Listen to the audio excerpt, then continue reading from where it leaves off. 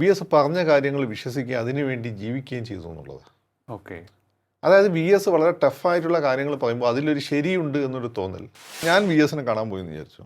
കുറേ പാവങ്ങൾ വന്നിട്ടുണ്ട്, VS അവരെ നോക്കുള്ളൂ. എനിക്കതിൽ വിഷമം തോന്നില്ല, കാരണം അവർ ട്രൂലി അത് അർഹിക്കുന്ന ആളുകളാണ്. എന്നെ പരിഗണിക്കാൻ വേറെ ലിയോനെ പോലുള്ള ആളുകളുണ്ടാവും. ആ തോൽവി VSന് ഉണ്ടാക്കിയൊരു ഗുണമെന്ന് വെച്ചാൽ ഈ പോപ്പുലറായി VSനെ മാറ്റുന്നത് ആ തോൽവിയാണ്. കാരണം അന്ന് രണ്ട് കാര്യങ്ങൾ സംഭവിച്ചു. പാർട്ടി കയ്യിലില്ല, ഉണ്ടാവില്ല എന്ന് VSന് പിന്നെ പെട്ടെന്ന് മനസ്സിലായി. എംഎസ്സിസം എന്ന് പറഞ്ഞാൽ ബേസിക്കലി ഈ കാര്യങ്ങൾ വ്യാഖ്യാനിക്കലായിരുന്നു. VS എന്ന് വെച്ചാൽ കാര്യങ്ങൾ ചെയ്ത് കാണിക്കലായിരുന്നു. അപ്പോൾ VSism എന്നുള്ള ഒരു ഐഡിയോളജി ഉണ്ട്, അത് ഇനി ചർച്ച ചെയ്യപ്പെടും. അയാൾ കേരളത്തിൻ്റെ ഒരു ശാരീരികവും സാമൂഹികവുമായ ഭാഷ രൂപപ്പെടുത്തുകയും ചെയ്യുന്ന VS ആണ്. ഒരുപക്ഷെ നാരായണ ഗുരുവിന് ശേഷം അത് ആ രീതി ചെയ്തിട്ടുള്ളത് VS മാത്രമാണ്.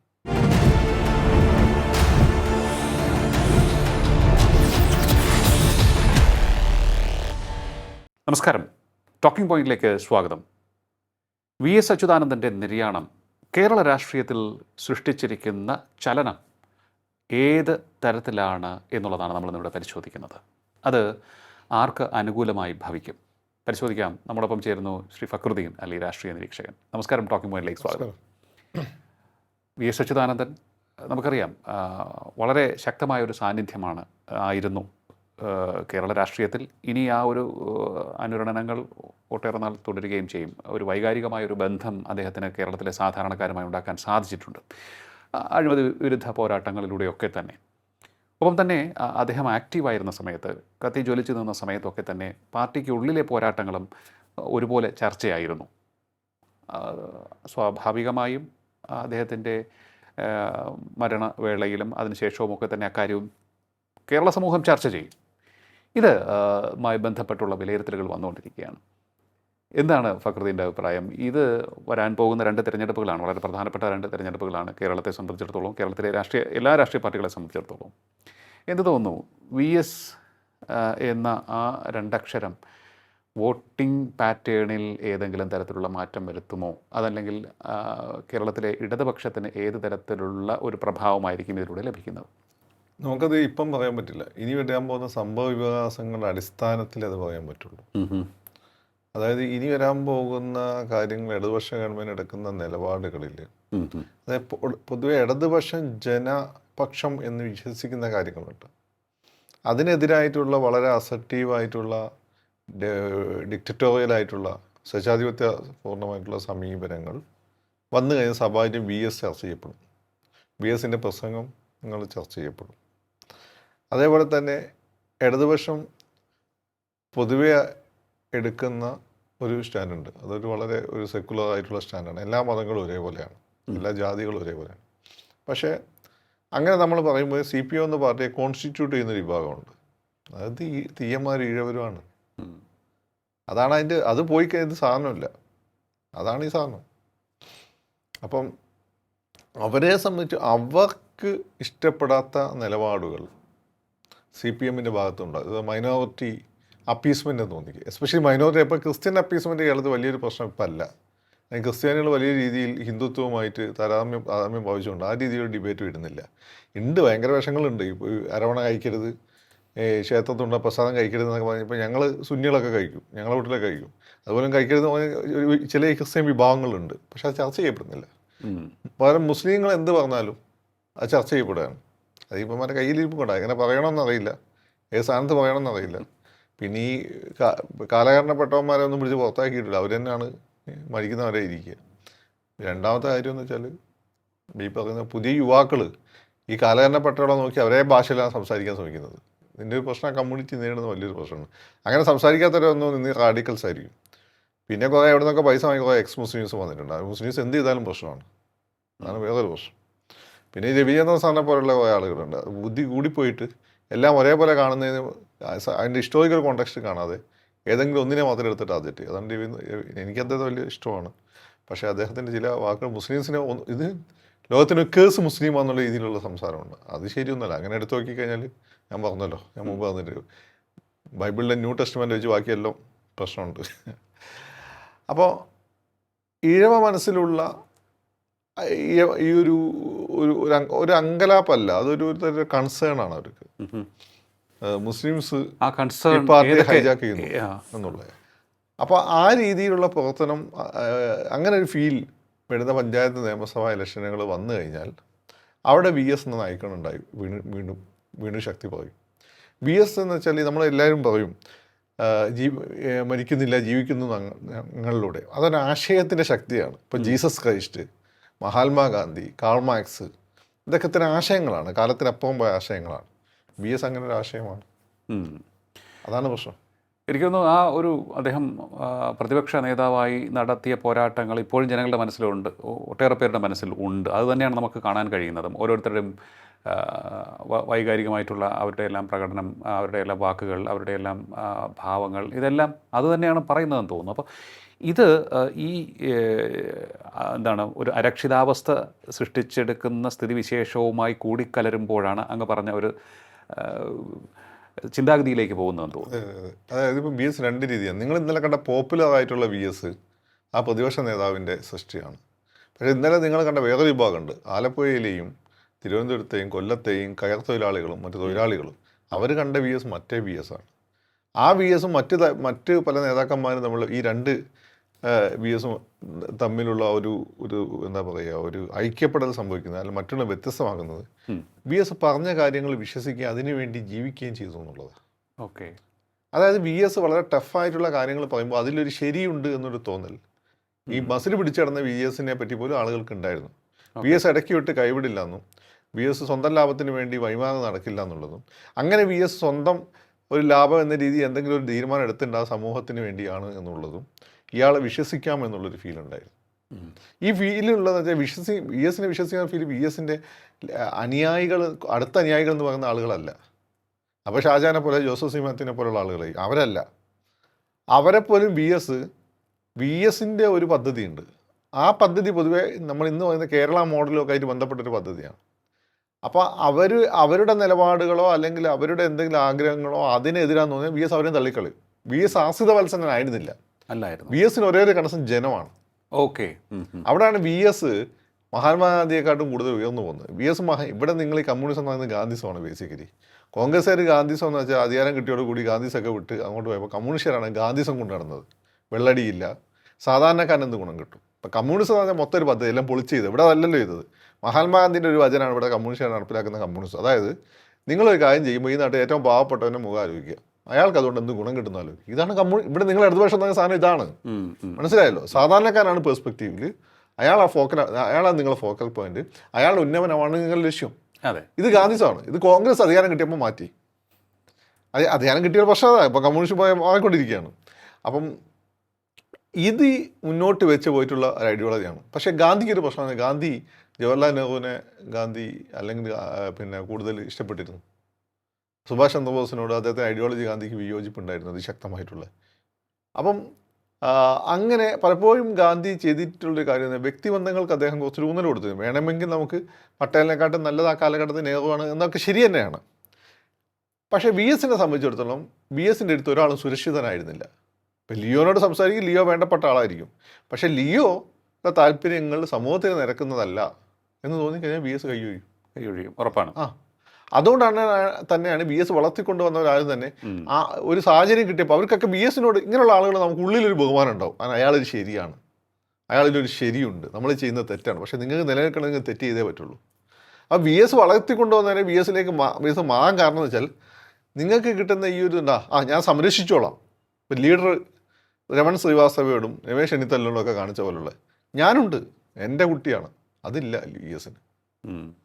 അതാണ് വി എസിൻ്റെ പ്രത്യേകത. പിന്നെ വി എസ് പ്രത്യയശാസ്ത്രപരമായി വി എസ് പരാജയമുണ്ടായി. പ്രത്യയശാസ്ത്രപരമായി വി എസ് വിശ്വസിച്ച് പിന്നെ എന്താണ് കൂടെ ചില ഘട്ടങ്ങളിൽ കൂട്ടിയ ആളുകൾ വി എസിനെ ഇടയ്ക്ക് വെച്ച് പാലം പഠിച്ചു. ഇപ്പോൾ CPI മൂന്നാറിൽ CPI പാലം പഠിച്ചു. CPI വലിയ ഡയലോഗ് പറയുന്ന പാർട്ടിയാണല്ലോ, ഡയലോഗിൻ്റെ ആസാന്മാരാണല്ലോ കമ്മ്യൂണിസം. പക്ഷേ മൂന്നാറിൽ അവരുടെ ഓഫീസ് ഒട്ടുമ്പോൾ പ്രശ്നമായി. അവിടെയാണ് പ്രശ്നം. ബി എസിൻ്റെ പ്രശ്നമില്ല. ബി എസ് വേണേൽ വേലിക്കാത്ത വീടും പൊളിക്കും, അത് കയ്യേറ്റ ഭൂമി എന്നുണ്ടെങ്കിൽ ബി എസ് പൊളിക്കും. അതാണ് ഈ മനുഷ്യൻ്റെ ഒരു, അതാണ് ഞാൻ പറഞ്ഞത്, ഈ മനുഷ്യൻ എന്നുള്ള ആശയം ഏത് സമയം സ്പ്രൗട്ട് ചെയ്ത് വരും. ജീവിക്കുന്നു നമ്മളെ കേരളത്തിൻ്റെ ഒരു ടിപ്പിക്കലായിട്ടുള്ള കുറച്ചൊക്കെ നന്മയിലൊക്കെ വിശ്വസിക്കുന്ന, കുറച്ചൊക്കെ പാവപ്പെട്ടവന് വേണ്ടി നിലകൊള്ളുന്ന സെക്കുലേഴ്സൊക്കെ, ട്രൂ സെക്കുലേഴ്സ് എന്ന് വെച്ചാൽ നമ്മളെ സൗകര്യത്തിന് വേണ്ടിയിട്ട് ഫാസിസ്റ്റുകളെയും മതനിരപേക്ഷവാദികളെ സൃഷ്ടിക്കുന്നതല്ല, ട്രൂ സെക്കുലേഴ്സും. അതെ. NDF ഇവിടെ കേരളത്തെ ഇസ്ലാമിക രാജ്യമാക്കാൻ തീരുമാനിച്ചിട്ടുണ്ടെങ്കിൽ അത് അങ്ങനെ തുറന്നു തന്നെ പറയുകയും അത് നടക്കില്ല എന്ന് പറയുകയും ചെയ്യുന്നുള്ളത്. അതാണ് വി എസിൻ്റെ രീതി. പക്ഷേ പലപ്പോഴും വി എസിനെ തെറ്റിദ്ധരിപ്പിക്കാൻ ശ്രമിച്ചിട്ടുണ്ട്, അല്ലെങ്കിൽ വി എസിൻ്റെ വാക്കുകളെ ജനങ്ങൾക്ക് മുന്നിലേക്ക് വെച്ച് ഇദ്ദേഹം മുസ്ലിം വിരോധിയാണ് അതെ അതെ അതെ എന്ന് തെറ്റിദ്ധരിപ്പിക്കാനുള്ള ശ്രമം ഒരു വിഭാഗം നടത്തിയിട്ടുണ്ട്. അത് ഒരു മാധ്യമപ്രവർത്തകൻ തന്നെ കഴിഞ്ഞ ദിവസം തുറന്നു പറഞ്ഞിട്ടുണ്ട്. മാധ്യമത്തിൻ്റെ ഇപ്പോഴും നടത്തുന്നുണ്ടല്ലോ. മലബാർ എന്നുള്ള മുസ്ലിം ചാനലുകൾ മൊത്തം വി എസ് മുസ്ലിം വിരോധിയാണോ എന്നുള്ള രീതിയിൽ ചാനൽ. അല്ലെങ്കിൽ നിങ്ങൾക്ക് മുസ്ലിംസിനെതിരെ ഒന്നും പറയാൻ പറ്റില്ല എന്ന് പറയാൻ നിങ്ങൾ മുസ്ലിംസിന് ഇവിടെ അങ്ങനെ പറയാൻ പറ്റുന്നത് എന്തുകൊണ്ടാണ്? ഇവിടെയുള്ള ഹിന്ദു സെക്യുലർ ആയതുകൊണ്ടാണ്, ഇവിടെയുള്ള ക്രിസ്ത്യൻ സെക്യുലർ ആയതുകൊണ്ടാണ്. ഇവിടെ നിങ്ങൾ ഈ പറഞ്ഞ സോക്കോൾഡ് ഹിന്ദുത്വം, എനിക്ക് അതിനോടൊന്നും വലിയ അഭിപ്രായമൊന്നും ഇപ്പം ഇല്ല. അങ്ങനെയുള്ള ഭീകരവാദികൾ അവരൊന്നും അഭിപ്രായം എനിക്കില്ല. അവർ നിങ്ങളെ കൊല്ലാൻ വരുന്നുണ്ടെങ്കിൽ അവിടെ നിങ്ങളെ പ്രൊട്ടക്ട് ചെയ്യുന്ന ഇവിടെയുള്ള ഹിന്ദുക്കളാണ്. ആ ഹിന്ദുക്കൾ CPM-ലും കോൺഗ്രസ് ഉള്ളതുകൊണ്ടാണ് നിങ്ങൾ പ്രൊട്ടക്റ്റ് ആയി കിടക്കുക. നിങ്ങൾ ഒറ്റയ്ക്ക് ഇന്ന് പണ്ട് കുഞ്ഞാലിമരക്കാർ ഒറ്റയ്ക്ക് ഇന്ന് ശ്രമിച്ചു നോക്കിയതാണ്. പിന്നെ പലരും അങ്ങനെ ശ്രമിച്ചു നോക്കിയതാണ്. 1921 കലാപത്തിൻ്റെ സമയത്ത് എന്തുണ്ടായി? തൂഫാനായിപ്പോയി. അപ്പോൾ ഇവിടെയുള്ള ഈ ഹിന്ദു കവറിൻ്റെ ഉള്ളിൽ നിങ്ങൾ സേഫാണ്. അത് ഹിന്ദുവിൻ്റെ ഇൻബോൺ ക്യാരക്ടറാണ്. കേരളത്തിലെ ഹിന്ദുവിൻ്റെ ഇൻബോൺ ക്യാരക്ടറാണ്. അത് ഹിന്ദുവിൻ്റെ നിയമം ക്രിസ്ത്യൻസ് ആ സാഹചര്യത്തിനനുസരിച്ച് അവരും ആവും. പക്ഷേ ഹിന്ദുവാണ് അവിടെ നിൽക്കുന്നത്. ഇത് മനസ്സിലാക്കാതെ മുസ്ലിം എന്തും ചെയ്തോട്ടെ, മുസ്ലിംസിൽ ആരും എന്തും ചെയ്തോട്ടെ, അതിനെപ്പറ്റി ആരും ഒന്നും മിണ്ടരുത്. അപ്പം മുസ്ലിംസിന് ഭീകരവാദികളെ പറ്റി പറഞ്ഞാൽ അത് പിന്നെ ഔട്ട് ഓഫ് കോണ്ടക്ട് എൻ്റെ മുസ്ലിംസിനെ പറ്റി പറയുക, എന്നിട്ട് ഇയാളൊരു മുസ്ലിം വിരുദ്ധനാക്കുക. നിങ്ങൾ നിങ്ങളുടെ കടക്കിൽ തന്നെയാണ് കത്തി വെക്കുന്നത്. ഈ പണിയാണ് ഉത്തരേന്ത്യയിൽ ഇവർ ചെയ്തത്. ഇവരിതേപോലെ സംരക്ഷിച്ചത് ഒരു കോൺഗ്രസ്സുകാരാണ്. പ്രശ്നങ്ങളൊക്കെ ഉണ്ടാവും, ഇല്ലെന്ന് ഞാൻ പറയുന്നില്ല. പക്ഷേ അവസാനം എന്ത് ചെയ്തു? കോൺഗ്രസ്സുകാർ RSSൻ്റെ B ടീമാണെന്ന് പറഞ്ഞുകൊണ്ട് രാജീവ് ഗാന്ധിക്കെതിരെ പണി തുടങ്ങി. അതിൻ്റെ പകരം എന്താ വന്നത്? ഇവർ വിചാരിച്ചു പകരം സോഷ്യലിസ്റ്റുകാർ വരും, അതിൻ്റെ ഇടയ്ക്ക് ആളാവാന്ന് വിചാരിച്ചു. എന്ത് സംഭവിച്ചു? വന്നാരാ? BJP. ഇപ്പം എന്ത് പറയുന്നു? ഇപ്പോൾ ഒരേ ലിസ്റ്റേ ഉള്ളൂ, നേതൃത്വം സോഷ്യലിസം. കോൺഗ്രസ് ഇപ്പോൾ ഓൾമോസ്റ്റ് ഒരു മുസ്ലിം പാർട്ടി പോലെയാണ് ഉത്തരേന്ത്യയിൽ. ഈ മണ്ടന്മാർക്ക് ഇത് അറിയില്ല. ഈ മണ്ടന്മാരെന്ന് ഞാൻ പറയാൻ, ഇതിലെ നല്ല മഹാഭൂരിപക്ഷം ആളുകളെ സംബന്ധിച്ചിടത്തോളം അവരിങ്ങനെ ചിന്തിക്കുന്ന ആളുകളാണ്. പക്ഷേ ഇവിടെ നേതാക്കന്മാരായ കുറേ ആളുകളുണ്ട്. ഈ നേതാക്കന്മാർക്ക് ഇവരുടെ ഒരു ട്രാക്ക് നിങ്ങൾ നോക്കിയാൽ മതി. ഞാൻ പറയുന്നത് AP ഉസ്താദിനെ പോലെയോ അതല്ലെങ്കിൽ എനിക്ക് വിയോജിപ്പുകളുണ്ട് പോലെ കാന്തപുരത്തെ എന്താണ് നമ്മുടെ സമസ്തയിലെ തങ്ങന്മാരൊന്നുമല്ല. പുത്തൻ ആശയക്കാരായി വന്നിട്ടുള്ള സലഫികളും മൗദൂദിസ്റ്റുകളുമായ ആളുകളുണ്ട്. ഇവരെ ഫണ്ടിങ് എവിടുന്നാണ്? ഇവരുടെ താല്പര്യം എന്താണ്? ഇവരെ ഫണ്ട് ചെയ്യുന്ന ആളുകളുടെ താല്പര്യം എന്താണ്? അവർ ഇസ്ലാമിക സാമ്രാജ്യം ഉണ്ടാക്കുക എന്നുള്ളതാണ്. ആ ഇസ്ലാമിക സാമ്രാജ്യം അവർക്ക് ഗുണമാണ്, അവർക്കാണ് അതിൻ്റെ ഗുണം കിട്ടുന്നത്. അപ്പോൾ അവരെന്ത് ചെയ്യും? അവരുടെ മാധ്യമങ്ങളും മറ്റും ഉപയോഗിച്ചുകൊണ്ട് ഇത്തരം ആശയങ്ങൾ പറത്തി വിടും. അവർ കുറച്ചേ ഉള്ളെങ്കിൽ അവരുടെ മീഡിയയുടെ സ്വാധീനം വളരെ കൂടുതലാണ്. ആ പാവപ്പെട്ട മുസ്ലിംസ് ഏറ്റെടുക്കുന്നു. അങ്ങനെ അവരെ സംരക്ഷിക്കുന്ന അവരുടെ ഗാർഡിയൻ ആയിട്ടുള്ള ആളുകൾ അവർ ചില വാക്കുകളുടെ പുറത്ത് ഇവരെ വിമർശിച്ചതിൻ്റെ പേരിൽ മുസ്ലിം വിരുദ്ധനാക്കുന്നു. ഈ മണ്ടത്തരം പാലസ്തീൻ തൊട്ട് ഉത്തരേന്ത്യ തൊട്ട് മുസ്ലിംസ് ചെയ്യുന്നതാണ് കേരളത്തിൽ ഇപ്പോൾ ചെയ്തുകൊണ്ടിരിക്കുന്നത്. അതുകൊണ്ടാണ് VSനെ പോലും ഇങ്ങനെ. VS എന്ത് കോണ്ടക്സ്റ്റിലാണ് പറഞ്ഞത്? VS പറഞ്ഞത് STPIക്ക് അങ്ങനെ NDFന് അങ്ങനെ ഒരു ലക്ഷ്യമുണ്ട് എന്ന് മാഷ കൈവെട്ടിയ കേസിലാണ്. നിങ്ങൾ മാഷ കൈവെട്ടിയത് തെറ്റാന്ന് ഇപ്പം പറയുന്ന ആളുകളാണോ? അതാണ് അദ്ദേഹം പറഞ്ഞത്. പിന്നെ മറ്റേ സെൻകുമാർ സാർ കൊടുത്ത റിപ്പോർട്ടാണ്. സെൻകുമാർ ഇപ്പം BJP അനുകൂലിയൊക്കെ ആയിരിക്കും, പക്ഷേ അയാൾ സർവീസിലിരിക്കുമ്പോൾ ഭയങ്കര ക്രെഡിബിലിറ്റി ഉള്ള ഓഫീസറായിരുന്നു. EK നായനാർക്കും VSനൊക്കെ ഒരേപോലെ ഇഷ്ടപ്പെട്ട ആളായിരുന്നു. EK നായനാരെന്നൊക്കെ അട്ടയുടെ കണ്ണ് കണ്ട ആളാണ്. അങ്ങനെയൊന്നും ഒരുത്തനെ അടുപ്പിക്കില്ല. അദ്ദേഹത്തിന് സെൻകുമാറിന് ഇഷ്ടമായിരുന്നു. ഇന്ന് അദ്ദേഹം അങ്ങനെ രാഷ്ട്രീയ നിലപാടെടുത്ത് ചോദിച്ചാൽ അദ്ദേഹത്തിൻ്റെ സർവീസ് റെക്കോർഡ് ക്ലീനാണ്. അതെ, മനസ്സിലായി. ഈ പറഞ്ഞ കാര്യങ്ങൾ VSൻ്റെ കുറേയേറെ കാര്യങ്ങൾ നോക്കുകയാണെന്നുണ്ടെങ്കിൽ ഈ ഉദ്യോഗസ്ഥരുടെ കാര്യം എടുത്ത് പരിശോധിക്കുകയാണെന്നുണ്ടെങ്കിൽ സത്യസന്ധന്മാരായ ഉദ്യോഗസ്ഥരെ കണ്ടെത്താൻ അദ്ദേഹം പല മാർഗ്ഗങ്ങളും സ്വീകരിച്ചിട്ടുണ്ട്. അത് ഒരു കാരണവശാൽ ഈ അഴിമതിക്കാരെ കണ്ടെത്താനല്ല ശ്രമിച്ചിട്ടുള്ളത്, സത്യസന്ധന്മാരെ കണ്ടെത്താൻ വേണ്ടി എല്ലാ ജില്ലാ കമ്മിറ്റികളെയും ചുമതലപ്പെടുത്തി അവരുടെ എല്ലാ റെക്കോർഡ്സും പരിശോധിച്ച് അത് വീണ്ടും പരിശോധിച്ച് അദ്ദേഹം തിരഞ്ഞെടുത്തിട്ടുണ്ട്. അതുപോലെ തന്നെ ആശ്രിത വത്സലൻ, അദ്ദേഹത്തിന് ആരും ആശ്രിത വത്സലൻ ആയിരുന്നില്ല, ജനങ്ങളായിരുന്നു അദ്ദേഹത്തിൻ്റെ ആശ്രിത വത്സലർ എന്നാണ് ഇഷ്ടപ്പെടുന്നവൻ പാവപ്പെട്ടവൻ, അങ്ങനെയുള്ള ആള്. ഞാൻ VSനെ കാണാൻ പോയി എന്ന് വിചാരിച്ചു. കുറേ പാവങ്ങൾ വന്നിട്ടുണ്ട്. VS അവരെ നോക്കുള്ളൂ. എനിക്കതിൽ വിഷമം തോന്നില്ല, കാരണം അവർ ട്രൂലി അത് അർഹിക്കുന്ന ആളുകളാണ്. എന്നെ പരിഗണിക്കാൻ വേറെ ലിയോനെ പോലുള്ള ആളുകളുണ്ടാവും. ലിയോ അവരെ കണ്ടാൽ തിരിച്ചറിയണമെന്നില്ല, പക്ഷേ അവരെ പരിഗണിക്കാൻ VS ഉണ്ട്. VS മാത്രമല്ല, അങ്ങനെ ചില നേതാക്കന്മാരുണ്ട്. നമുക്ക് ചിലപ്പം വിഷമം തോന്നും, പക്ഷെ അത് നമുക്ക് സന്തോഷമാണ്, കാരണം അവരുള്ള നന്മയാണത് കാണിക്കുന്നത്. എനിക്ക് തോന്നുന്നു ഈ ഒരു വശം ഇടയ്ക്ക് വെച്ച് കൈമോശം വന്നോ ഇടതുപക്ഷത്തിന് എന്നൊരു സംശയം സാധാരണക്കാർക്ക് ഉണ്ടാകും. പക്ഷേ അത് മാറിയ കാലത്തിനനുസരിച്ചുള്ള നിലപാടുകളുടെ ഭാഗമായിരിക്കാം. പക്ഷേ ഈ കഷ്ടപ്പെടുന്നവരെ, ഈ പാവപ്പെട്ടവരെ, ഇവരെ കൂടി ചേർത്ത് നിർത്തുന്ന തരത്തിലുള്ള ഇടപെടലുകൾ അനിവാര്യം അല്ലേ? അത് വേണം. ഞാൻ ഈ വിഭാഗീയതയുടെ ഭാഗത്തുടനീളം ഞാനത് കോളേജ് ഇപ്പം BS-ൻ്റെ കൂടെയുള്ള അല്ല പിണറായിയുടെ കൂടെയുള്ള പല ആളുകളും പിണറായിയെ സപ്പോർട്ട് ചെയ്യുന്നതിന് മുമ്പ് പിണറായിയെ സപ്പോർട്ട് ചെയ്ത ആളാണ്. ഇപ്പോൾ അധികാരം കിട്ടിയതിനു ശേഷം ഞാൻ മാറുന്നത്. ഇപ്പോൾ നമ്മൾ സപ്പോർട്ട് ചെയ്യേണ്ട ആവശ്യമില്ല. നമ്മൾ അധികാരത്തിരിക്കുന്നത് സപ്പോർട്ട് ചെയ്യുന്ന പരിപാടി ഉണ്ടേയില്ല. അപ്പം അന്നെന്തുകൊണ്ടാണ് സപ്പോർട്ട് ചെയ്തത്? ഈ CPM ഇങ്ങനെ സമരം ചെയ്ത് അത് VS-ൻ്റെ കാലഘട്ടം, പിണറായിയുടെ ആദ്യ കാലഘട്ടത്തിൽ ഉൾപ്പെടെ സമരം ചെയ്തിട്ട് ഈ ബന്ദ്, അതുപോലെ തന്നെ SFI ഒരു ആവശ്യമില്ല വിദ്യാഭ്യാസം വന്നുണ്ടാക്കുന്നു. അങ്ങനെ വിദ്യാഭ്യാസ മേഖല സത്യത്തിൽ സാധാരണ കോളേജുകളുടെയൊക്കെ നിലവാരം താഴ്ന്ന യൂണിവേഴ്സിറ്റി കോളേജ് വിജയിക്കുന്നത് വെച്ചാൽ ക്രീമായ പിള്ളേർ പോകുന്ന കോളേജായതുകൊണ്ടാണ്. അതൊരു ഘടകം തന്നെയാണ്. ഇവിടെ ഈ വ്യവസായ മേഖലകൾ തകർക്കുന്നതിന് തൊഴിലാളി പ്രസ്ഥാനങ്ങൾക്ക് ഒരു പങ്കുണ്ട് എന്ന് പറയുന്ന പോലെ നമ്മുടെ വിദ്യാഭ്യാസ മേഖലയെ ഇൻ്റർനാഷണൽ നിലവാരത്തിലൊന്നും ഇല്ല നമ്മളെ പല ആർട്സ് ആൻഡ് സയൻസ് കോളേജുകളൊക്കെ. അത് ആ രീതിയിൽ കൊണ്ടുവന്ന് വിദ്യാർത്ഥി രാഷ്ട്രീയത്തിനൊരു പങ്കുണ്ട്. അതൊരു ഒരു വാസ്തവമാണ്. അതിൽ ഇപ്പോഴത്തെ സാഹചര്യത്തിൽ SFIക്ക് വലിയ പങ്കുണ്ട്. അപ്പം ഈ രീതിയിൽ ഉള്ള ഈ പാർട്ടിയെ ഒരു മാറ്റം കൊണ്ടുവരേണ്ടത് ആവശ്യമായിരുന്നു. അത് പലപ്പോൾ നമ്മൾ വന്നൊരു ഓഞ്ഞ പാർട്ടിയായിരുന്നു. പിണറായി വന്നതിന് ശേഷമാണ് ഇതൊരു ലിബറലാക്കി. അത് മുതലാളിത്തത്തിന് ആശ്ലേഷണം ചെയ്യേണ്ട ഒരു അവസ്ഥ ഉണ്ടായിരുന്നു. അത് പക്ഷേ VS-ന് പറ്റില്ലായിരുന്നു. പറ്റില്ല. കാരണം VS ഞാൻ പറഞ്ഞത് ഇങ്ങനെയുള്ള ഒരാളാണ്. ഈ ഒരു സംഭവം അത് ചെയ്തത് പിണറായിയാണ്. അതാണ് പിണറായിയുടെ ആ ഒരു അതിൻ്റെ ഒരു പ്രസക്തി. VS തലകുത്തി VS-ന് പറ്റില്ല. അത് VS ഈ കണക്റ്റ് ഉണ്ടല്ലോ. കാരണം ആ നന്നേ ചെറുപ്പം മുതൽ കണ്ട് വളരുന്ന കഷ്ടപ്പെടുന്ന അവരുടെ ഉന്നമനം, ആ ഒരു രീതിയിൽ, ആ ഒരു കൾട്ട്, ആ ഒരു കാലഘട്ടം പിണറായി ഇതിലും മോശം സാഹചര്യത്തിൽ വന്ന ആളാണ്. VS-നെക്കാളും മോശം സാഹചര്യം അല്ല, അതേപോലെ തന്നെ മോശം സാഹചര്യത്തിൽ വന്ന ആളാണ് പിണറായി കഷ്ടപ്പെടലൊക്കെ. പക്ഷേ പിണറായി പിൽക്കാലത്ത് വന്ന ഒരാളാണ്. അദ്ദേഹം ആ ഒരു ബ്രിട്ടീഷ് കാലഘട്ടത്തിൽ വന്ന ഒരാളാണ്. അപ്പോൾ അതിൻ്റെ ഒരു കണക്റ്റ് ഉണ്ട്. അപ്പോൾ പിണറായിക്ക് ചിലതൊന്നും വിടാൻ പറ്റില്ല. ചില കാര്യങ്ങളൊന്നും എത്ര മാറാൻ ശ്രമിച്ചാലും പിണറായിക്ക് അത് മാറ്റാം. വീടി തൊഴിലാളികളുടെ പ്രശ്നം, അല്ലെ കണ്ണൂരെ ഈ പറയുന്നതിൻ്റെ മാതിരിയുള്ള പാർട്ടിക്കാർക്ക് പ്രൊട്ടക്ഷൻ കൊടുക്കുന്ന അക്രമ രാഷ്ട്രീയത്തിന് ഇപ്പം എതിരായിരിക്കാം. പക്ഷേ കണ്ണൂർ പാർട്ടി പ്രവർത്തന പ്രശ്നം വന്നാൽ പിണറായിക്ക് വിടാൻ പറ്റില്ല.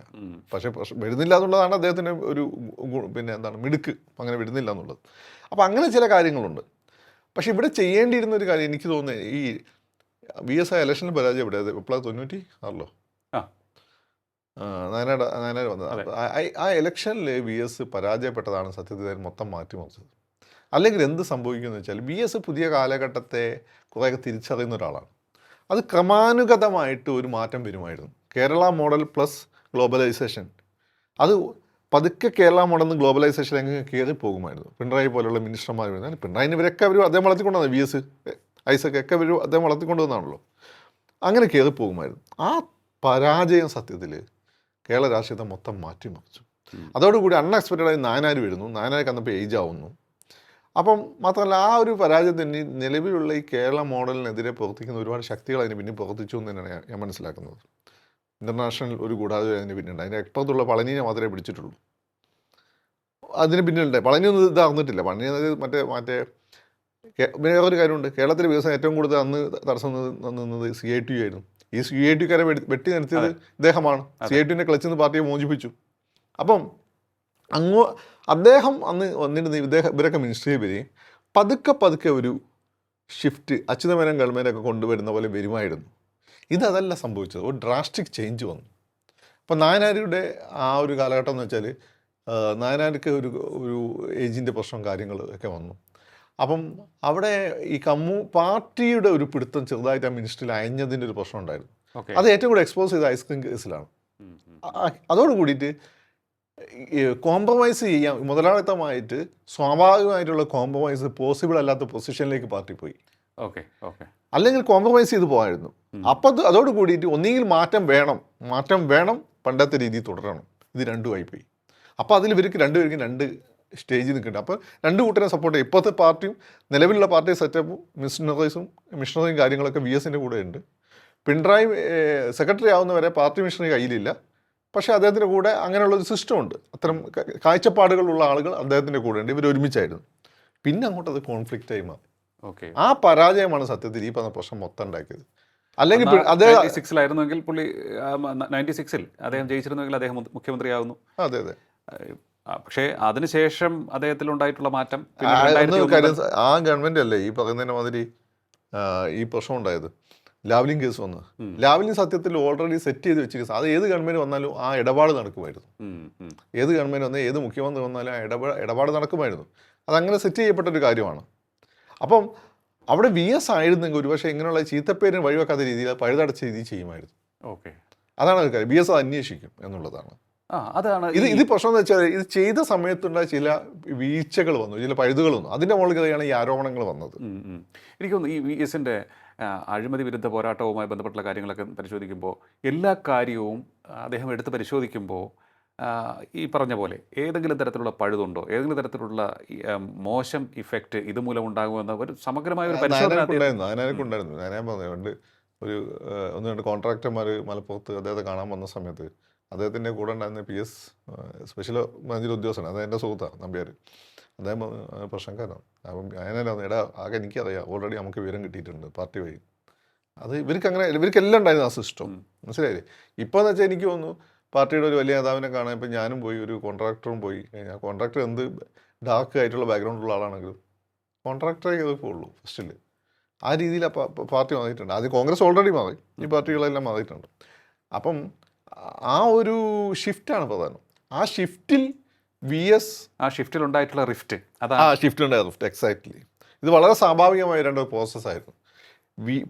പിണറായി VS-ന്റെ ഒരു അടുത്ത ആളെന്ന രീതിയിൽ പിണറായി സ്വാഭാവികമായിട്ടും വരുമായിരുന്നു. കാരണം അതിന് കാരണമുണ്ട്. ഈ കണ്ണൂർ പൊളിറ്റിക്സിൻ്റെ മലബാർ പൊളിറ്റിക്സിൻ്റെ പ്രത്യേക രീതിയിൽ പിണറായി പണ്ടേ ഒരു ഒറ്റയാനാണ്. പലപ്പോഴും പിണറായി ഒറ്റപ്പെടുത്താൻ നോക്കിയിരുന്നു. ഒരുപാട് കാലം അദ്ദേഹത്തെ ചെറിയ ചുമതല കൊടുത്ത് കണ്ണൂർ മാത്രമല്ല ഒതുക്കി നിർത്തിയിരുന്നു അടിയന്തരാവസ്ഥയ്ക്ക് ശേഷമുള്ള ഒരു കാലഘട്ടത്തിൽ. ആ സമയത്തെല്ലാം ഇദ്ദേഹത്തെ സപ്പോർട്ട് ചെയ്ത് ഓരോ ഘട്ടത്തിന് ജില്ലാ സെക്രട്ടറി വരെ ആക്കുന്ന ഇദ്ദേഹമാണ്. VS ആണ്. അപ്പം VS-ന് പിണറായിയോട് സ്നേഹം ഉണ്ടായിരുന്നു, തിരിച്ചാ ബഹുമാനം പിണറായിക്കും ഉണ്ടായിരുന്നു, പരസ്പരമുള്ള. പക്ഷേ ഇതൊരു ഘട്ടത്തിൽ ജനറേഷൻ്റെ ഷിഫ്റ്റായിട്ട് മാറി. ഇപ്പോൾ ആലപ്പുഴയിൽ നിങ്ങൾക്കത് കാണാൻ പറ്റും. സുധാകരനും ആരിഫ് ഉൾപ്പെടെയുള്ള മറ്റുള്ള ആളുകളും ഒരു ഷിഫ്റ്റ് ഉണ്ട്. ആ ഷിഫ്റ്റ് വളരെ സ്മൂത്തായി പോകേണ്ടതായിരുന്നു. ആ ഷിഫ്റ്റ് സ്മൂത്തായി പോകാത്തത് കൊണ്ടാണ് ഇതിന് വിഭാഗീയതയായി വന്നതും വളരെ ശക്തമായ ഒരു ഏറ്റുമുട്ടലിലേക്ക് പോയി. അത് പാർട്ടി പിടിക്കലായി, കാര്യങ്ങളായി. പിന്നെ അതിൻ്റെ ഭാഗമായിട്ട് ഈ ഒരുപാട് കഴിവുറ്റ ആളുകൾ, ഈ പാർട്ടി വളർത്തി ഒരുപാട് കഴിവുറ്റ ആളുകൾ ഒന്നും അല്ലാതായി പോവുകയും ആ സ്ഥാനത്ത് അങ്ങനെ അന്നൊക്കെ രണ്ടാം കിടക്കാരോ മൂന്നാം കിടക്കാരായി കരുതിയ ആളുകൾ പലതും കയറി വരികയും ചെയ്യും. അത് ആ പാർട്ടിയുടെ സ്വഭാവത്തിൽ തന്നെ പിന്നെ മാറ്റം ഉണ്ടാക്കുകയും ചെയ്തിട്ടുണ്ട്. ഓക്കെ. ഇനിയിപ്പോൾ എല്ലാവരും ചോദിക്കുന്നൊരു ചോദ്യം, അതായത് ഇപ്പോൾ നമ്മളിപ്പോൾ അടുത്ത തെരഞ്ഞെടുപ്പുകളൊക്കെ വരുന്ന തുടക്കത്തിൽ ഞാൻ ചോദിച്ച ചോദ്യത്തിലേക്ക് വരികയാണ്. ഈ പാർട്ടിയുടെ മുന്നോട്ടുള്ള പോക്ക് സംബന്ധിച്ച് അത് എല്ലാ കാലവും ചില ഘട്ടങ്ങളിലൊക്കെ തന്നെ പല പ്രസ്ഥാനങ്ങളും നേരിടേണ്ടി വന്നിട്ടുള്ളതാണ്. അയ്യോ ഇനിയിപ്പോൾ എന്ത് ചെയ്യും, പക്ഷേ അത് പോകും. അതുപോലെ തന്നെ ആയിരിക്കുമോ CPM? ഇനിയിപ്പോൾ നേതാക്കൾ വരും പോകും, പക്ഷേ പ്രസ്ഥാനം നിലനിൽക്കും. ആ ഒരു രീതി തന്നെ ആയിരിക്കുമോ CPM-ഉം? അല്ല, അങ്ങനെ ആവാൻ സാധ്യതയല്ല. CPM-ഉം അത് നിൽക്കുന്നത് സംഘടനാ സംവിധാനത്തിന് മുൻഗണന ശരിക്കും കിട്ടുമ്പോഴാണ്. പക്ഷേ ഈ വിഭാഗീയത സംഘടനാ സംവിധാനം വ്യക്തികളിലേക്ക് കേന്ദ്രീകരിക്കപ്പെട്ടു. ഒന്ന് VS-ലേക്ക്, ഒന്ന് പിണറായിലേക്കും. പാർട്ടി പക്ഷം പിന്നെ എതിർപക്ഷം എന്നുള്ളതല്ല, VS പിണറായി എന്നുള്ളത്. അതിൽ പിണറായി എമർജ് സക്സസ് വിക്ടോറിയസ്. അതാണ് കാര്യം. അപ്പം അദ്ദേഹത്തിൻ്റെ അണ്ടറിലാണ് ഇപ്പം പാർട്ടി ഉള്ളത്. അപ്പം അതുകൊണ്ട് പിന്നെ മാത്രമല്ല ഇപ്പം വളർന്നു വന്ന പിള്ളേരൊക്കെ പുതിയൊരു ജനറേഷൻ ഷിഫ്റ്റ് അതിൽ വന്നിട്ടുണ്ട്. അവരൊന്നും എത്രത്തോളം ഈ പറയുന്ന പോലെ പീപ്പിളുമായിട്ട് കണക്റ്റഡ് ആണെന്ന് എനിക്ക് സംശയമുണ്ട്. നേരെ SFI നിന്നും DYFI എന്നൊക്കെ വരുന്ന കുട്ടികളെ സംബന്ധിച്ചിടത്തോളം. അല്ലെങ്കിൽ അവർ ഈ പറയുന്ന ന്യൂ ജനറേഷൻ പിള്ളേരുമായിട്ട് കണക്റ്റഡ് ആവണം. അത് നമുക്കറിയില്ല, അതിൻ്റെ റിസൾട്ട് വരാനിരിക്കുന്നേ ഉള്ളൂ. അപ്പം പണ്ടത്തെ പോലെ നിങ്ങൾ വ്യക്തികൾ ഒരു പല്ലൊടിഞ്ഞാൽ യന്ത്രം ചലിക്കും എന്ന് പറയുന്നത് ഇപ്പം പറയാൻ പറ്റും. പിണറായിക്ക് ഞാനിങ്ങനെ അത് നോക്കിക്കൊണ്ടിരിക്കുക. പിണറായി സ്ഥാനം ഒഴിഞ്ഞു കഴിഞ്ഞാൽ എന്തായിരിക്കും CPM-ന്റെ അവസ്ഥ നമുക്ക് പ്രെഡിക്റ്റ് ചെയ്യാൻ പറ്റാതെ. പക്ഷേ RSS നിങ്ങൾ എന്നോട് ചോദിച്ചോ, ഒരു ചുക്കും സംഭവിക്കാൻ പോകുന്നില്ല. അല്ല, VS-ന് ശേഷം പിണറായി ഉണ്ട്, ഇപ്പോൾ ഉണ്ട്. അപ്പം പക്ഷേ പിണറായിക്ക് ശേഷം അതൊരു ബിഗ് ക്വസ്റ്റ്യൻ. അപ്പോൾ അന്ന് പിണറായിനെ നാട്ടുകാർക്കൊന്നും ഇവിടെ നിങ്ങൾ സൗത്തിലൊന്നും പിണറായിനെ അറിയില്ല. പക്ഷെ പിണറായിനെ അറിയുന്ന ആൾക്കറിയാം പിണറായിൻ്റെ ഒരു മെറ്റൽ എന്താണെന്നുള്ളത്. അത് VS-ന് അറിയാമായിരുന്നു. ഓക്കെ. VS ഇവരൊക്കെ ഹാൻഡ് പിക്ക് ചെയ്തുകൊണ്ടുവന്നല്ലേ. അതുകൊണ്ടാണ് VS അദ്ദേഹത്തെ ഉയർത്തിക്കൊണ്ടുവന്നത്. VS ഓരോരുത്തർ ഹാൻഡ് പിക്ക് ചെയ്തതാണ്. അപ്പോൾ അതിൻ്റെ ഇവരെല്ലാം തന്നെ ക്വാളിറ്റി ഉള്ള ആളുകളാണ്. ഇപ്പം ബേബി ഡൽഹിയിൽ ഏറ്റവും ശോഭിക്കാൻ പറ്റുന്ന ആളാണ്. അങ്ങനെ നിങ്ങൾ നോക്കിയാൽ മതി. ഓരോരുത്തരും VS ഹാൻഡ് പിക്ക് ചെയ്തു. ശർമ്മയുണ്ട്, പിന്നോക്കി വിഭാഗത്ത് ദളിത് വിഭാഗത്ത് ശർമ്മ, അതുപോലെ ക്രിസ്ത്യൻ കമ്മ്യൂണിറ്റി എന്നാണെങ്കിൽ പിന്നെ തോമസ്, പിന്നെ വക്കീച്ചായൻ എറണാകുളത്ത്. അപ്പം ഇങ്ങനെ ഓരോരുത്തരും മുസ്ലിംസിൻ്റെ ഇടയിൽ ഇമ്പിച്ചി ബാവ, അബ്ദുള്ള കുട്ടി ആനാനോട് ചോദിച്ചായിരുന്നു. പിന്നെ ആരിഫ് ആ ഹാൻഡ് പിക്ഡ് ആണ്. VS ആണ്. മുതലാളിമാരുടെ ഇടയിലാണ് എം അലി, ആഹാ, അങ്ങനെയുള്ള എം അലി ഒരു കറക്റ്റ് ബിസിനസ് തന്നെ അല്ലല്ലോ. എം അലി അത് ഹാൻഡ് പിക്ഡ് ആണ്. ഓക്കെ. അതാണ് അതിന്റെ കാര്യം. അപ്പോൾ എല്ലായിടത്തും നിന്നും VS ഇങ്ങനെ ഒരു ഈ ടാലന്റുകളെ കണ്ടെത്താനും അതേ ഭയങ്കര മിടുക്കനായിരുന്നു എന്ന് തോന്നുന്നു. ആ ഒരു വിഷയം നമ്മൾ അല്ല, പറയേണ്ട ഒരു കാര്യം. അത് പിണറായിക്കും ഉണ്ട്. ഉം, ഉം. പക്ഷേ ഇതിന്റെ പ്രശ്നം എന്ന് വെച്ചാൽ നിങ്ങൾ ഏത് പേഴ്സ്പെക്റ്റീവ് കാര്യങ്ങൾ കാണുന്നു. VS കണ്ടത് സംഘടനാ പാർട്ടി ആ രീതിയിലാണ്. ഉം, ഉം. പിണറായി കുറച്ച് ഡെവലപ്മെന്റ് ഓറിയന്റഡ് ആണ്. അപ്പം ഈ കുറച്ച് ഇങ്ങനെ കടുംപിടുത്തുള്ള ആളുകളാണ് ഒരുപക്ഷെ അത് നടക്കില്ല എന്നുള്ള ഫീൽ അദ്ദേഹത്തിനുണ്ടെന്ന് തോന്നുന്നു. അപ്പം അതിനാണ് അതിന്റെ വ്യത്യാസം. ഇനിയിപ്പോൾ ഈ വീണ്ടും ഞാൻ ഒരിക്കൽ കൂടി പറയാണ്, VSന് മുൻപും അല്ലെങ്കിൽ VS ഉണ്ടായിരുന്നപ്പോൾ അതിനുശേഷം VS ഇല്ലാതായതിനു ശേഷം ഇങ്ങനെ രണ്ട് തരത്തിൽ ഉള്ള ചർച്ചകൾ സജീവമാകുമോ? VSന് ശേഷം ഇനി എന്താകും പാർട്ടി എന്നുള്ള തരത്തിലുള്ളൊരു ചർച്ച വീണ്ടും ജനങ്ങൾക്കിടയിലും ബുദ്ധിജീവികൾക്കിടയിലും നിരീക്ഷകർക്കിടയിലും ശക്തമാകുമോ? അല്ല, VSന് ശേഷം എന്താണെന്നുള്ള ചർച്ച ഓൾറെഡി കഴിഞ്ഞാണ്. VS പലവണ്ണം മരിച്ചിട്ടുള്ള ആളാണ്. VS പണ്ട് പിന്നെ പൂഞ്ഞാറിലെ മറ്റേ പോലീസ് സ്റ്റേഷനിൽ കിടന്ന് മരിച്ചിട്ടുള്ള ആളാണ്. ഒരു ശ്വാസം മാത്രമേ ബാക്കിയുണ്ടായിരുന്നു. അവിടെ നിന്നാണ് തിരിച്ചു വന്ന് VS ഇത്രയും ഉണ്ടായത്. അതിനുശേഷം ഒരുപാട് കാലം AKG നായനാർ തമ്മിലുള്ള AKG EMS പാർട്ടി ആ രണ്ട് ആശയ ധ്രുവങ്ങളിലേക്ക് വ്യക്തികളാണ്, പക്ഷേ ഡിഫറെൻറ്റ് പേഴ്സ്പെക്റ്റീവാണ്, കേന്ദ്രീകരിക്കപ്പെട്ട സമയത്ത് VS ഒരു അണ്ടർ ഡോഗ് ആയിരുന്നു. അത് കഴിഞ്ഞിട്ട് ആ മാരാരിക്കുളത്തെ തോൽവിയിൽ VS മരിച്ചതാണ്. അവിടുന്നാണ് പിന്നെ നിങ്ങൾ ഏറ്റവും പോപ്പുലറായ VS ഉയർത്തെഴുന്നേൽക്ക് വന്നത്. അപ്പോൾ ഓരോരോ തരത്തെ സമയവും നിങ്ങൾ VSനെ കൊല്ലുമ്പോൾ VSൻ്റെ മാത്രം ഒരു പ്രത്യേകതയാണ് പൂർവാധീന ശക്തിയോട് VS തിരിച്ചു വരിക എന്നുള്ളത്.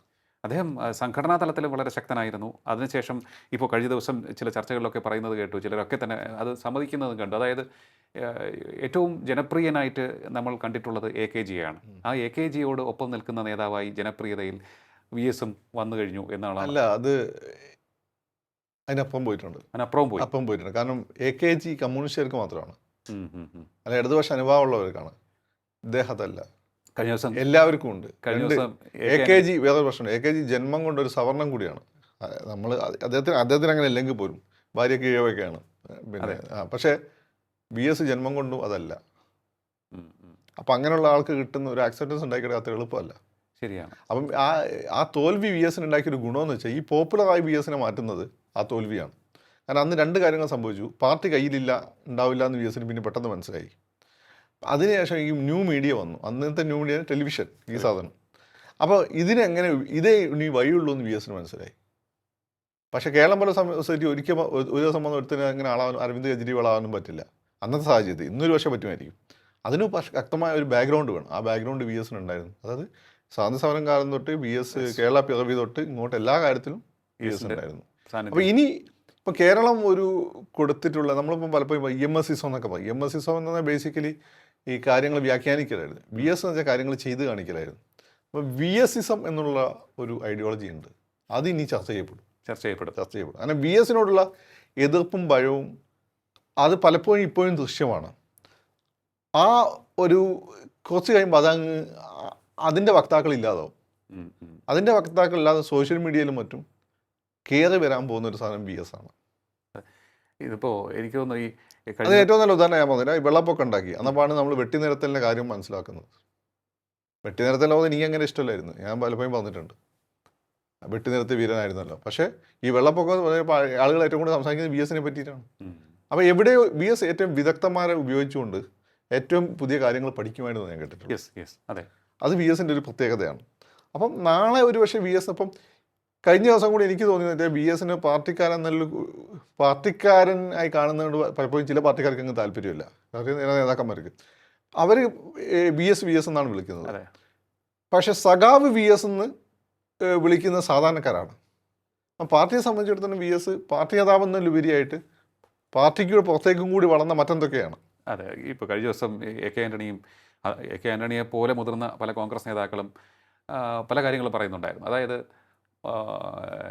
പ്രതിപക്ഷ നേതാവായിരുന്നപ്പോൾ അദ്ദേഹം മുഖ്യമന്ത്രി ആയിരുന്നിട്ടുണ്ടല്ലോ, വെള്ളം കുടിപ്പിച്ച ഒരു നേതാവായിരുന്നു. അതുപോലെ തന്നെ ഈ LDFും UDFും തമ്മിലുള്ള ആ ഒരു പോര് നിയമസഭയ്ക്ക് പുറത്ത് ഒരു പരിധി വിട്ട് പോകാതിരിക്കുന്നതിൽ ഒരു പങ്കും VSൻ്റെ ഭാഗത്തു നിന്നുണ്ടായിട്ടുണ്ട്. VSൻ്റെ കാര്യം VSന് പേഴ്സണൽ അജണ്ട അല്ല. വി അത് എസിന് പറഞ്ഞിരുന്നു. സമൂഹത്തിൻ്റെ ഒരു അജണ്ടയാണ് വി എസിന് എപ്പോഴും ഉണ്ടായിരുന്നത്. പിന്നെ പേഴ്സണലി വി എസ് ഒന്നും പേടിക്കാനില്ല. പിന്നെ മകൻ്റെ വലിയ ചില ആരോപണങ്ങളൊക്കെ വന്നതെന്നല്ലാതെ, പക്ഷേ എനിക്ക് അത് അന്വേഷിക്കാൻ വി എസ് തന്നെയാണ് പറഞ്ഞത്. പക്ഷെ അന്വേഷിക്കാൻ പറയുന്നതിലുപരിയായിട്ട് പക്ഷേ ഇടയ്ക്ക് എപ്പോഴോ വി എസിന് അതൊരു തടസ്സമായിട്ടുണ്ടോ എനിക്ക് തോന്നിയിട്ടുണ്ട്. വി എസിൻ്റെ ഒരു ചില തീരുമാനങ്ങൾ എടുക്കുന്നതിൽ അതിന് സ്വാഭാവികമാണ്. സ്വാഭാവികമാണ്. പക്ഷേ ഒരു നമ്മൾ നോക്കുമ്പോൾ ഇത്രയും ഒരു 101 വർഷത്തിലേറെ ജീവിച്ച മനുഷ്യൻ, 8.5 പതിറ്റാണ്ടിലേറെ പൊതുജീവിതത്തിൽ നിറഞ്ഞു നിന്നും ഈ ഇത്രയും നീണ്ട കാലം ചെയ്ത കാര്യങ്ങളെല്ലാം തന്നെ വെച്ച് നോക്കുമ്പോൾ ചില വീഴ്ചകൾ അത് സ്വാഭാവികം, മനുഷ്യൻ സഹജം. കേരളം ഇന്നെത്തിയ വഴിയാണ് വി എസ്. കാരണം എന്ന് വെച്ചാൽ നമ്മൾ കമ്മ്യൂണിസ്റ്റുകാർ വലിയ താഴെത്തട്ടിൽ നിന്ന് പറയുമ്പോഴും കേരളത്തിൽ ആദ്യമായിട്ടൊരു ഈഴവനെ മുഖ്യമന്ത്രിയാക്കിയത് കോൺഗ്രസ്സാണ്. ഈഴവരുടെ സവർണനാണ് അദ്ദേഹമെങ്കിലും പോലും. പിന്നെ അതെ, മുഖ്യമന്ത്രിയാക്കിയ കോൺഗ്രസ്സാണ്. അങ്ങനെ കോൺഗ്രസ് ചില കാര്യങ്ങൾ ചെയ്തിട്ടുണ്ട്. പക്ഷേ അത് കഴിഞ്ഞിട്ടൊരു ലോങ് ഗ്യാപ്പിന് ശേഷം അതൊരു തരത്തിലുള്ള ഒരു പൊട്ടിത്തെറി മാത്രമായിരുന്നു. അതിനുശേഷം പിന്നെ വന്നിട്ടില്ല. അതിനുശേഷം ഒരു ഈഴവൻ അസേർട്ട് ചെയ്ത് വരുന്നത്, ഈഴവൻ എന്ന് ഞാൻ പറയുമ്പോൾ നിങ്ങൾ ഇവിടെ പറയുമ്പോൾ ഈ മലയാളിയുടെ ബേസിക് പ്രശ്നം നായരി ഈഴവെന്ന് പറഞ്ഞിട്ടുള്ള അടി, അതല്ല ഞാൻ പറയുന്നത്. താഴെ തട്ടുന്ന ഒരാൾ, എലീറ്റ് അല്ലാത്തൊരാൾ അസേർട്ട് ചെയ്ത് വന്നിട്ട് അയാൾ കേരളത്തെ കൈകാര്യം ചെയ്യുകയും അയാൾ കേരളത്തിൻ്റെ ഒരു ശാരീരികവും സാമൂഹികവുമായ ഭാഷ രൂപപ്പെടുത്തുകയും ചെയ്യുന്ന വി എസ് ആണ്. ഒരുപക്ഷെ നാരായണ ഗുരുവിന് ശേഷം അത് ആ രീതി ചെയ്തിട്ടുള്ളത് വി എസ് മാത്രമാണ്. ഇനി വേറൊരാളുണ്ടായി വരണം. അതിന് ചർച്ച ചെയ്യപ്പെടും. നാരായണ ഗുരു അന്ന് നമ്മളിപ്പം നായകൾക്ക് നായപ്പത്തോട്ട് എല്ലാ സമുദായത്തിൽപ്പെട്ട ആളുകൾ നാരായണ ഗുരുവിനെ പറയുന്നില്ലേ? നാരായണ ഗുരു ഈഴവൻ ആയിരുന്നില്ല, അത് ജനിച്ച ഈഴവനാണ്. ഈഴവൻ അദ്ദേഹത്തെ ദൈവമാക്കുന്നുണ്ട്, അത് കാര്യം വേഗം. നാരായണ ഗുരു എല്ലാവരും കാണുന്നത് മനുഷ്യനായിട്ടാണ്.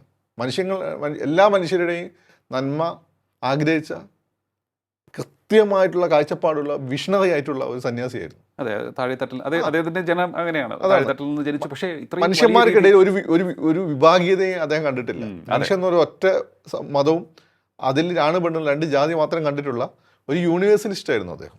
അതാണ് വി എസ് അദ്ദേഹത്തിന്റെ. ഇതുപോലെയാണ് വി എസ് നാളെ വരാൻ പോകുന്നത്. അന്ന് ഗുരുവിനെ എതിർത്ത് ഒരുപാട് ആളുകളുണ്ട്.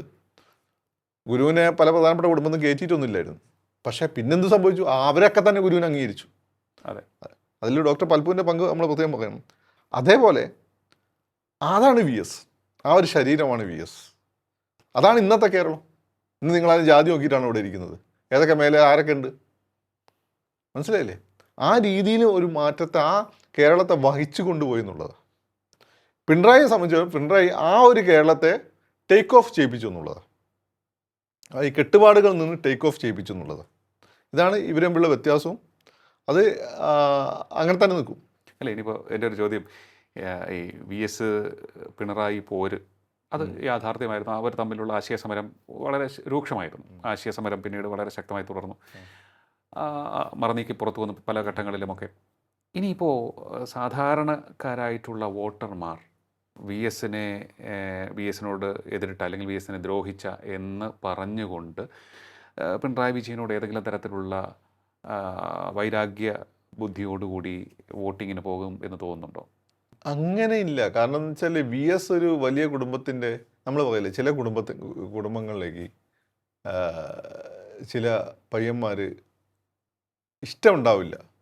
പക്ഷേ എങ്കിലും അവരെ ഇടിച്ചു കയറിയിട്ട് അവർ ആ കുടുംബമായിട്ട് ബന്ധം സ്ഥാപിക്കണമെന്നുള്ളതുകൊണ്ട് അവർ വരും. ഈ കുടുംബം ഇങ്ങനെ ഒരു സാധാരണ രീതിയിൽ പോയിക്കൊണ്ടിരിക്കുകയായിരിക്കും. അപ്പം ഇവരാർക്കും ഇഷ്ടമല്ല. ഈ പെണ്ണിന് വരെ ആ പയ്യന് ഇഷ്ടമുണ്ടാവില്ല. പക്ഷേ അവസാനം ഈ പയ്യൻ വന്നതോട് കൂടിയിട്ട് പതുക്കെ ആ കുടുംബത്തിൻ്റെ രീതികൾ മാറുകയാണ്. ആ കുടുംബത്തിന് സാമ്പത്തികമായ അഭിവൃദ്ധി ഉണ്ടാവുകയാണ്. ആ കുടുംബത്തിൽ എല്ലാവരും പ്ലേസ്മെൻറ്റ് കിട്ടുകയാണ്. അങ്ങനെ കുറച്ചു കാലം കഴിയുമ്പോൾ ആ കുടുംബത്തിൻ്റെ മുഖമായി ആ പയ്യൻ മാറുകയാണ്. സ്റ്റിൽ ആ പയ്യൻ്റെ സ്വഭാവവിശേഷങ്ങൾ പലതും കുടുംബത്തെ പലർക്കും ഇഷ്ടമുണ്ടാവില്ല. സാഹചര്യം കിട്ടുമ്പോൾ തന്നെ അവൻ്റെ കുലമൊക്കെ ഉപയോഗിച്ച് കുത്തുകയും ചെയ്യും. സ്റ്റിൽ അവനാണ് ആ കുടുംബത്തിൻ്റെ അന്നത്തെ പ്രതീക്ഷ. അതാണ് പാർട്ടിക്ക് ഇപ്പം പിണറായി വന്ന സമയത്ത് പലർക്കും പിണറായി ഇഷ്ടമുണ്ടായിരുന്നു. പ്രത്യേകിച്ച് തൃശ്ശൂരിൽ നിന്ന് തെക്കോട്ട് പിണറായി ഇഷ്ടമേ ആയിരുന്നില്ല. ആ ഇഷ്ടക്കേട് ഇപ്പോൾ മാറി. അത് മാറി. കാരണം പിണറായി വന്ന ശേഷം പാർട്ടിക്കാരുടെ കയ്യിൽ പൈസ വന്നു, സമൂഹത്തിൻ്റെ കയ്യിൽ പൈസ വന്നു. പാർട്ടിക്ക് പണ്ടത്തെ പോലെ പിരിവ് നടത്തേണ്ട ആവശ്യമില്ല. പാർട്ടിക്കാരുടെ മക്കളൊക്കെ നല്ല ഇംഗ്ലണ്ടിലൊക്കെ പോയി പഠിക്കുന്നുണ്ട്. പൊതുവെ പാർട്ടിക്കാർക്കൊരു ഉണർവുണ്ട്. അവർക്കത് മതി. പക്ഷേ ഇതിൻ്റെ ഉള്ളിൽ ഒരു കിടക്കുന്ന ഒരു സെൽഫ് ഉണ്ട്. ഇങ്ങനെ നമ്മൾ പൈസക്കായി കിടക്കുന്ന സമയത്ത് ഞാൻ ആരാണ് എന്നൊരു ചോദ്യം ബുദ്ധനും ഒക്കെ ചോദിച്ചൊരു ചോദ്യമുണ്ട്. ഈ ചോദ്യം ഓരോ മനുഷ്യനും ചോദിക്കും. അല്ല, പക്ഷേ വേറൊരു കാര്യം, എനിക്കൊന്ന് ഈ പ്രാദേശിക നേതാക്കൾ അത് അല്ലെങ്കിൽ പിണറായിക്ക് തൊട്ട് താഴെ നിൽക്കുന്ന നേതാക്കളൊക്കെ തന്നെ ചിന്തിക്കേണ്ട ഒരു കാര്യമുണ്ട്. ഈ അഹങ്കാരം നല്ലതാണോ അഹന്ത നല്ലതാണോ എന്ന് ചിന്തിക്കേണ്ട കാലം അതിക്രമിച്ചു എന്ന് തോന്നുന്നു. കുറേ കൂടി ഓക്കെ, സീനിയേഴ്സ് ആയിട്ടുള്ള നേതാക്കളൊക്കെ കഷ്ടപ്പെട്ട് പടവെട്ടി പൊരുതി ജനങ്ങൾക്ക് വേണ്ടി പ്രവർത്തിച്ചു ഉയർന്നു വന്നവരാണ്. പക്ഷേ ഇപ്പോഴുള്ള പലരും ചിന്തിക്കേണ്ടതാണെന്ന് തോന്നുന്നു. ഈ അഹങ്കാരം എന്ന് പറയുമ്പോൾ ഇത്രയേ ഉള്ളൂ. ഇവർക്കൊക്കെ അഹങ്കാരം ഉണ്ടായിരുന്നു. പിണറായി VS ഒന്നും ആളുകളെ അടുപ്പിക്കൊന്നും ചെയ്യില്ലായിരുന്നു. ഒരാളെ തന്നെ പലവണ്ണം നോക്കി പക്ഷേ അവരൊന്നും വൃത്തി കെട്ടവനാണോ ജനങ്ങളെ ദ്രോഹിച്ചിട്ടില്ല. വൃത്തി കെട്ടവനാണോ കളങ്കിതനാണോ എന്നൊക്കെ നോക്കിയിട്ട് VS ആക്സെപ്റ്റ് ചെയ്യായിരുന്നു. VSന്റെ വെട്ടി നിരത്തൽ പരിപാടി ഒരുപാട് ക്രിസ്ത്യാനികളായിട്ടുള്ള കർഷകർ നല്ലൊരു എഫക്റ്റഡ് ആയിട്ടുണ്ട്. പക്ഷെ ഇതൊക്കെ ആണെങ്കിൽ പോലും ഇവരെ ജനങ്ങൾ നമ്മളിൽപ്പെട്ട ഒരാൾ എന്ന രീതിയിൽ ഒരു ഫീൽ ഉണ്ടായിരുന്നു. ഈ ഫീലാണ് കമ്മ്യൂണിസ്റ്റുകാരനെ നിലനിർത്തിക്കൊണ്ട്. അപ്പോൾ VS ആ കാലഘട്ടത്തിൽ VS എന്ന് വെച്ചാൽ ഇറക്കപ്പെട്ട ഒരു VS തന്നെയായിരുന്നു. അന്ന് ചന്ദ്രപ്പനും VS ആയിട്ടാണ് ഏറ്റവും കൂടുതൽ അടി ഉണ്ടായിട്ടുള്ളത് ആലപ്പുഴയിലൊക്കെ. ആ ഒരു നമ്മളിലൊരാളെന്നുള്ള ഫീൽ ഉണ്ടാവണം. അത് ഉടായിപ്പായി പോകരുത്. ഇപ്പം VSനെ സംബന്ധിച്ച് പിണറായിയെ സംബന്ധിച്ചിടത്തോളം നമ്മളൊരാളെന്ന ഫീൽ ഉണ്ട്, എന്തോ ചെയ്യാൻ ശ്രമിക്കുന്നുണ്ടെന്നുണ്ട്. അടുത്ത ജനറേഷൻ പിള്ളേർ നോക്കേണ്ടത് നിങ്ങൾ വെറും റീൽസും ഈ പറഞ്ഞിട്ടുള്ള ഫേസ്ബുക്കും വാട്സപ്പും ട്വിറ്ററും ആയിട്ട് മാത്രം കളിച്ചാൽ ആളുകൾക്ക് മനസ്സിലായി നിങ്ങൾ ഉടായിപ്പാണ്. അവിടെയാണ് പ്രശ്നം വരുന്നത്. അവിടെയാണ് യഥാർത്ഥ പ്രശ്നം കിടക്കുന്നത്. ഏറ്റവും പ്രധാനപ്പെട്ട ഒരു പോയിന്റ് ഇവിടെ പറഞ്ഞ ഒന്ന് രണ്ട് പോയിന്റ്സ് ഞാൻ ആവർത്തിക്കാം. അതായത് ഇനി അങ്ങോട്ട് VSന്റെ പ്രാധാന്യം നമ്മൾ കൂടുതൽ മനസ്സിലാക്കാൻ പോകുന്നു. മറ്റൊന്ന്, പിണറായി എന്നുള്ള നേതാവിന് അദ്ദേഹം മുഖ്യമന്ത്രിയായി അധികാരം ഏറ്റെടുക്കുമ്പോൾ സമൂഹത്തിൽ ഉണ്ടായിരുന്ന അല്ലെങ്കിൽ അദ്ദേഹത്തോടുണ്ടായിരുന്ന വെറുപ്പും ഇഷ്ടക്കേടും ഒക്കെ തന്നെ ഇപ്പോൾ ഏറെക്കുറെ മാറിയിരിക്കുന്നു. എന്നാൽ ഇനി അങ്ങോട്ട് ചിന്തിക്കേണ്ട വലിയൊരു ചോദ്യം പിണറായിക്ക് ശേഷമെന്ത് എന്നുള്ള വലിയ ചോദ്യം, അതാണ് ഏറ്റവും വലിയ ചോദ്യമെന്ന് ഫക്രുദ്ദീൻ അലി പറഞ്ഞിട്ടുണ്ട്. എനിക്ക് തോന്നുന്നു അതിൽ വലിയൊരു കാര്യമുണ്ട് എന്ന്. വളരെയധികം നന്ദി ടോക്കിംഗ് പോയിന്റിൽ പങ്കെടുത്ത്. ടോക്കിംഗ് പോയിന്റ് അധ്യായം ഇവിടെ പൂർണ്ണമാകുന്നു. ഇനി അടുത്ത എപ്പിസോഡിൽ കാണാം. നമസ്കാരം.